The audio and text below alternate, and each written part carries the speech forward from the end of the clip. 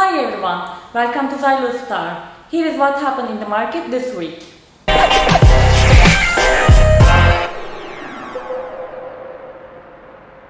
Disney Plus plans to increase its prices to $10.99 starting in December.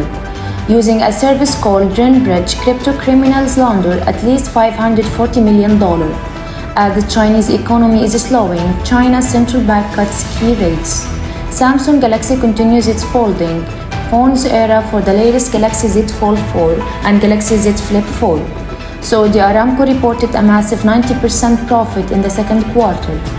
After several legal battles, Johnson & Johnson decided to stop selling its talc baby powder product in 2023. Bitcoin prices increased up to $25,000 for the first time since June 13. Instagram plans to allow users in 100 countries to showcase NFTs art. After 6 months of closing, McDonald returns in part of Ukraine. Apple plans to show more ads on iPhones to expand its advertising business.